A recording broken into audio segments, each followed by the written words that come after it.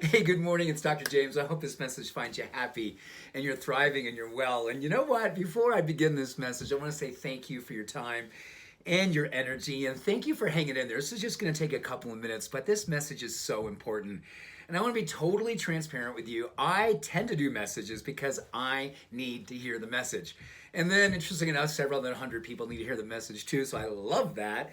And this is beautiful because this is the beginning of February. And now that we're moving into the second month of 2020, how are your optics? As you look at your mission, you look at your vision, you're thinking to yourself, man, I started off 2020, gee, man, I was I'm trying to like make some great noise. You know the term GOAT, right? Greatest of all time. It's an acronym that's used in all kinds of sports and people and awesomeness. And you may have thought to yourself, because I wrote down January 1st, this is the GOAT year, greatest of all time. This is my year.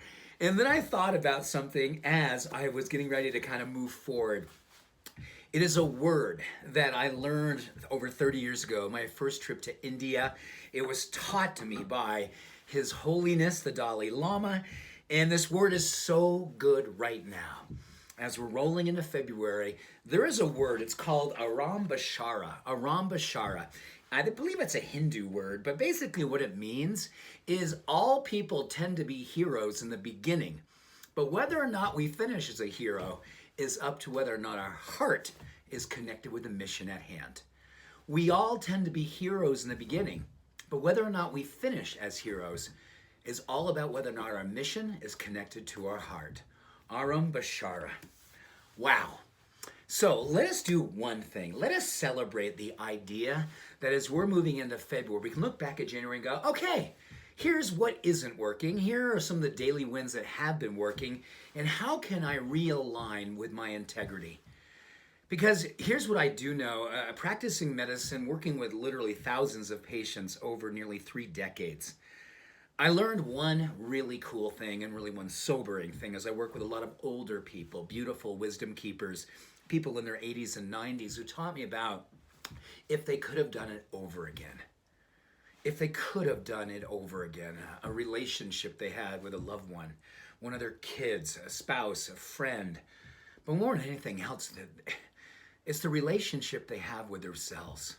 Times that they made promises to themselves and didn't keep their promises.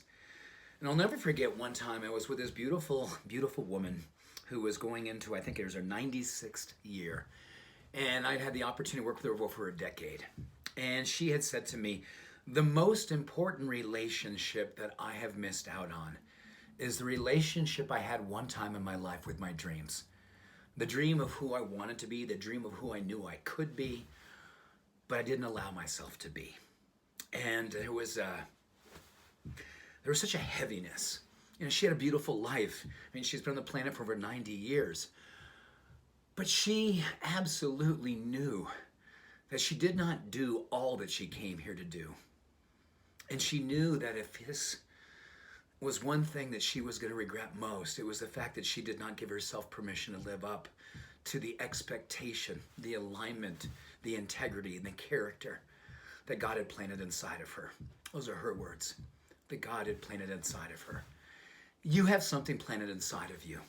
This is the opportunity to have the greatest of all time experience in your life. Beginning right now. Look with compassionate eyes and where you may see yourself not going for what it is that you're not necessarily measuring up to in your eyes. And then get back into the game called today. Celebrate the little wins. Be present for the little victories that are happening each and every moment of your life, because we'll tend to grow on the good when we notice them, when we're present for them. I'm a huge fan of this word Arambhashura, hero in the beginning, but I really, really want to see us become heroes in the end. At the end of each and every day, you look back and said, wow, I showed up. I was honest. I was transparent. I was authentic. I was vulnerable. I was open. I was love. Arambhashura. Much love and every blessing to you in the greatest year of all time. Bye for now.